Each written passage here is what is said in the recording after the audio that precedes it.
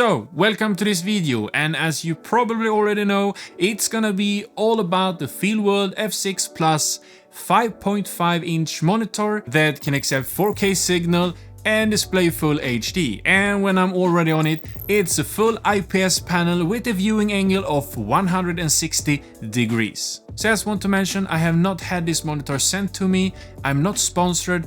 I have bought this monitor myself because I needed something more than the inbuilt screen, and I can assure you it saved me a lot of headache and time and reshoots just having this monitor. So let's jump over to the table and the overhead camera so I can show you everything you need to know about this monitor. So let's go over there now.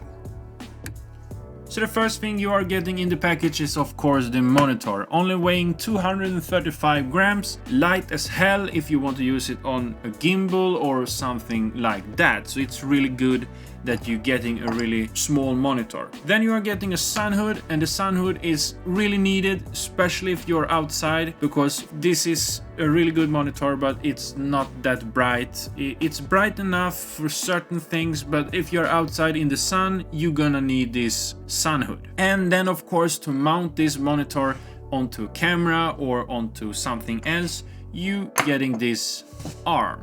So this comes with 3 different mounting options. You have one on the top, you have one on the bottom, and you have one on the side. And if we're looking on the bottom, you have different options when it comes to power as well. You can power it through 12 volt or 5 volt or with the battery plate on the back side. And this battery plate will take 2 types of battery. You have the Sony NP battery on this side, and you have the Canon LP E6 batteries on this side.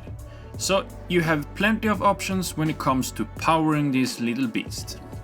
And one of the best features of this monitor is actually the menu system. It's really easy to use, and if you tap 2 times on the left side of the screen, you're getting up the main menu. Tapping on the wheel, you can change language, volume and other things. Next tab, you can change LUTs, color temperature, backlight, brightness, contrast and saturation. On this tab, you can change video aspect, and you even have anamorphic mode. On this one, you can change the 9 grid, you have the safety marker and the center marker. And you even have the option to change the color of the marker. On the last one, you have all the features that you will need. You have the zebra, focus assist, and down here you have also false color.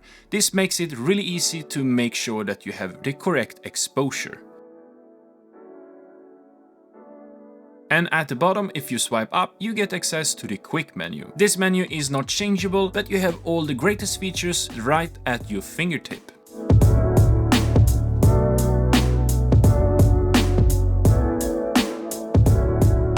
On the top side, you have the on and off button, and you can actually lock your touch screen. So if you don't want the touch to work, you can just press once and it will lock the touch function. And you can instead use this little scrolling wheel to navigate through the menus. And on this side you have another power option, but not for the monitor. This is actually power out for the camera, and this is really neat. If you're using this monitor directly onto the camera and then have a battery, you can extend the battery life of your camera by using this DC out 8 volt into the camera.